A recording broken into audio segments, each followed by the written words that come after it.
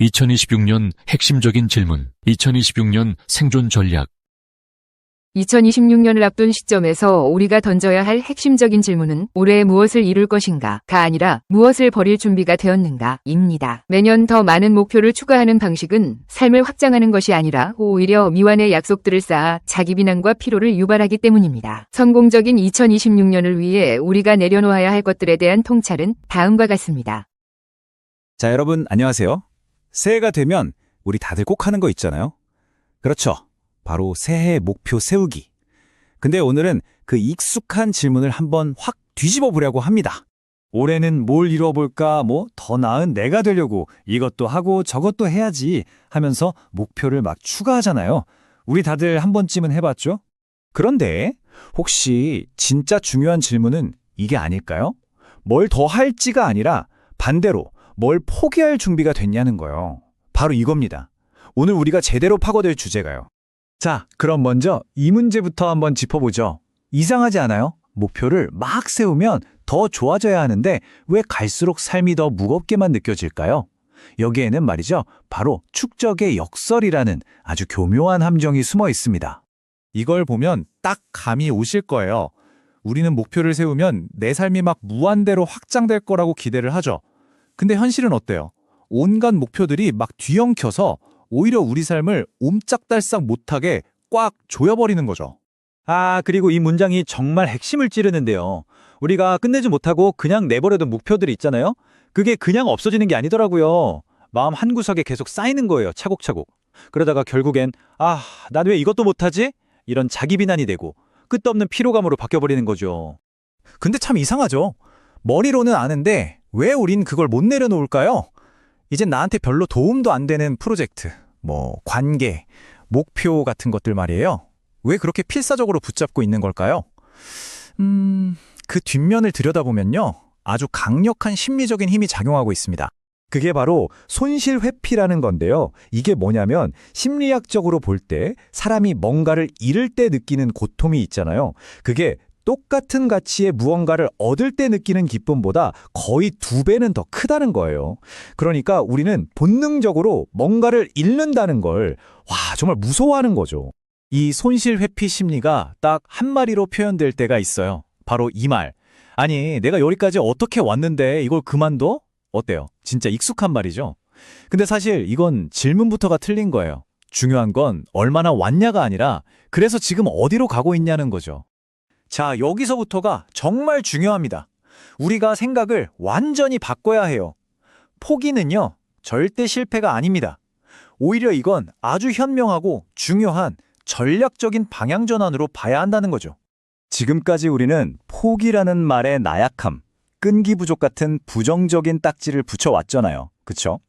하지만 관점을 싹 바꿔서 보면요, 포기는 그냥 감정적으로 못하겠다 하는 게 아니에요.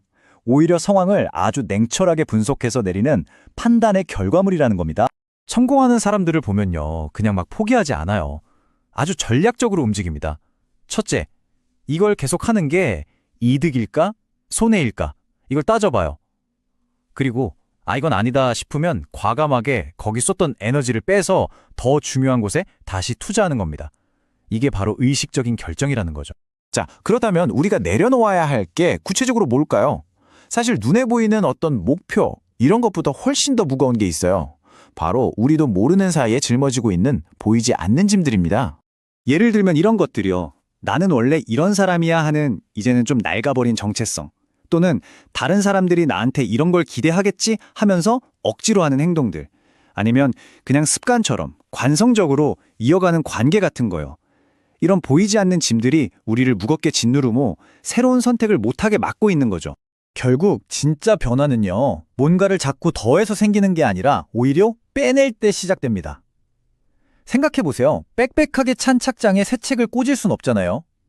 우리 삶에 의도적으로 여백, 즉 빈 공간을 만들어둬야만 진정한 선택이 가능해지는 겁니다. 이 둘의 차이가 확 느껴지시죠? 편집되지 않은 삶은요, 그냥 정신없이 바쁘기만 해요. 약속, 목표로 꽉 차 있는데 그래서 어디로 가는지는 몰라요. 하지만 잘 편집된 삶은요, 겉보기엔 좀 단순해 보일 수 있어요. 하지만 그 모든 행동 하나하나에 명확한 의도가 담겨 있다는 거죠. 그럼 이 빼기를 어떻게 시작할 수 있을까요? 자, 딱 이 세 가지 질문을 스스로에게 한번 던져보세요. 첫 번째, 내가 지금 당장 뭘 그만둬도 괜찮을까? 두 번째, 내 발목을 잡고 앞으로 못 가게 막는 건 대체 뭘까? 그리고 마지막으로, 이게 정말 중요한데요. 내가 이걸 내 의지로 하고 있나? 아니면 그냥 하던 거니까 하고 있나? 자, 이제 지금까지 이야기한 것들을 모아서 결론을 내릴 시간입니다. 2026년을 맞이하는 우리 그 새로운 출발선이 바로 여기에 있습니다. 핵심은 바로 이거예요. 이것도 지키고 저것도 지키고 모든 걸 다 하려는 사람은요, 사실 아무 기준이 없는 거나 마찬가지예요. 진짜 기준이 명확한 사람은요, 반대로 뭘 포기해야 할지, 뭘 버려야 할지를 아는 사람입니다. 그러니 2026년에는 새해 다짐을 이렇게 한번 선언해보는 건 어떨까요? 나는 올해 무엇을 더 할 것인가가 아니라 나는 올해 무엇을 내려놓을 것인가 라고요. 아마 그 선언이야말로 그 어떤 목표보다도 더 용기 있고 더 현실적인 새해의 첫걸음이 될 겁니다. 2026년을 위한 새로운 생존 전략의 핵심은 단순히 열심히 사는 사람에서 선택하는 사람으로의 패러다임 전환에 있습니다. 과거에는 성실함 그 자체만으로도 일정한 보상이 보장되었으나 이제는 노력이 자동으로 생존과 연결된다는 믿음이 오히려 위험한 시대가 되었습니다. 2026년형 생존 전략의 구체적인 내용은 다음과 같습니다. 2020년이 코앞인데요. 만약에 말이죠. 우리가 성공이라고 굳게 믿어왔던 그 공식이 실은 우리를 함정으로 끌고 가는 거라면 어떨까요? 오늘 이 시간에는요. 바로 그 낡아빠진 성공 규칙을 깨부수고 새로운 생존 전략에 대해 한번 제대로 파헤쳐 보겠습니다. 아, 이 말 정말 익숙하죠?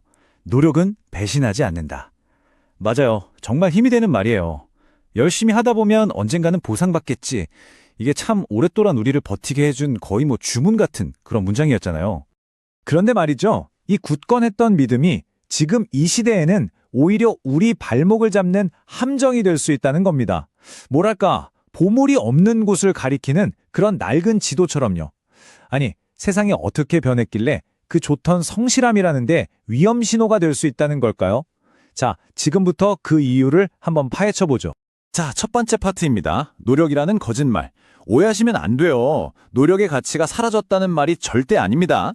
핵심은요, 노력의 위치가, 그 위상이 완전히 바뀌었다는 거예요. 생각해보세요.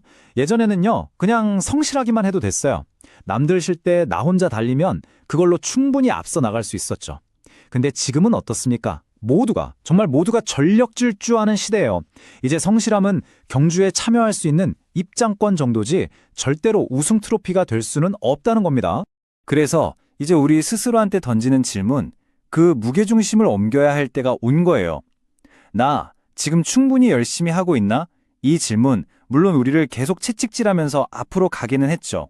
하지만 더 이상 우리를 올바른 길로 데려다 주진 못합니다. 그럼 우리가 던져야 할 진짜 질문은 뭘까요? 바로 이겁니다. 그리고 이 질문이야말로 오늘 이야기 전체를 꿰뚫는 가장 중요한 핵심이에요. 자동차로 치면 엔진 크기가 중요한 게 아니라 핸들을 어느 쪽으로 꺾고 있느냐는 거죠.